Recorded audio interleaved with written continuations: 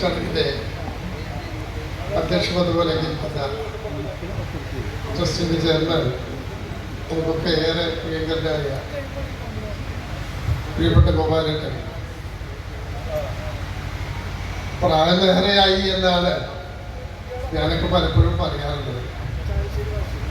പക്ഷെ ഇത്ര ചെറുപ്പക്കാരെ പോലെ അല്ലെങ്കിൽ ചെറുപ്പക്കാരേക്കാൾ യുവത്വം തുളുമ്പി എന്ന് ഒരു പരിപാടി സംഘടിപ്പിക്കുന്നത് വളരെ സജീവമായി ഇതിന് നേതൃത്വം നൽകിക്കൊണ്ടിരിക്കുകയാണ് ശ്രീ ഗോപാലേട്ടൻ. ഇന്ന് ഇവിടെ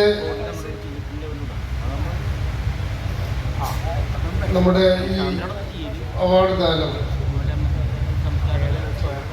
കേരളത്തിന്റെ ആധുനിക കേരളത്തിന്റെ സൃഷ്ടി, അത് തീർച്ചയായിട്ടും അതിന് നേതൃത്വം നൽകിയ ശ്രീ കെ കരുണാകരന്റെ നാമധേയത്തിലാണ് ഈ ഉപഹാരം, ഈ അവാർഡ് ഇവിടെ നൽകുന്നത്. സ്വാഭാവികമായും പുരസ്കാരങ്ങൾ ഒട്ടേറെ നമ്മൾ പ്രഖ്യാപിക്കുന്നത് കേൾക്കുന്നുണ്ട്, അത് നൽകുന്നുണ്ട്. പക്ഷെ ലീഡറുടെ പേരിൽ ഒരു പുരസ്കാരം ലഭ്യമാകുക എന്നുള്ളത് തീർച്ചയായിട്ടും അത് മഹത്തരമാണ്. കാരണം ലീഡർ എന്ന് പറയുമ്പോൾ നമുക്കൊക്കെ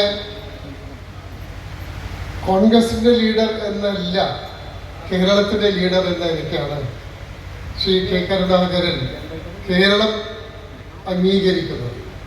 പക്ഷെ രാഷ്ട്രീയത്തിനപ്പുറത്ത് ലീഡറെ അംഗീകരിക്കാത്ത ഒരു രാഷ്ട്രീയ പ്രസ്ഥാനവും അതിൻ്റെ പ്രവർത്തകരുമില്ല.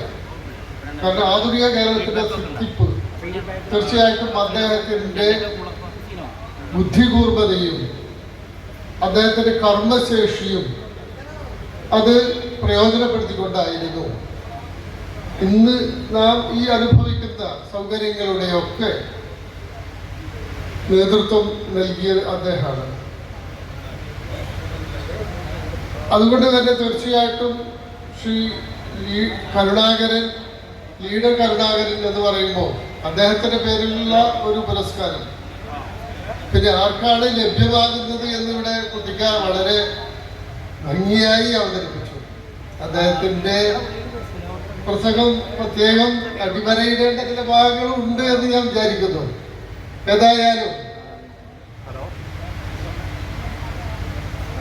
TVCയെ നമ്മൾ കാണുന്ന TVCയെ തീരെ ചെറുപ്പമൊന്നുമല്ല.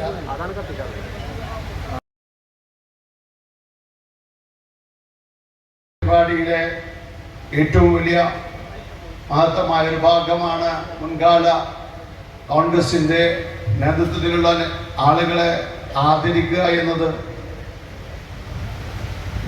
ഒരു സുഖ സൗകര്യവുമില്ലാത്ത കാലഘട്ടത്തിൽ ഒരു വാർത്താ